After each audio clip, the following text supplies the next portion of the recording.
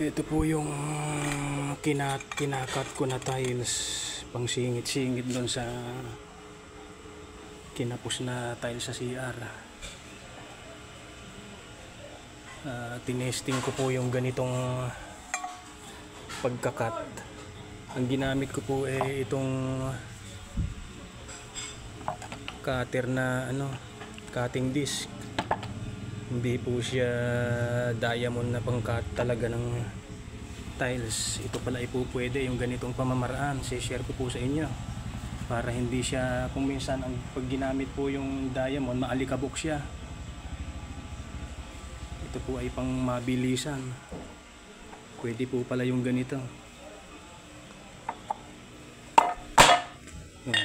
Yan, kita nyo po yan, oh.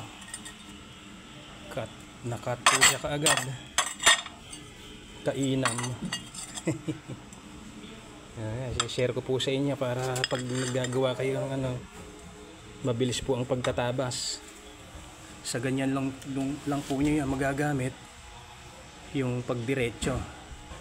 Pero pagka mga kurbada na, hindi po nyo magagamit yung ganun. Pero mabilis po siya kaysa puputulin nyo po ng pangkat ng tiles.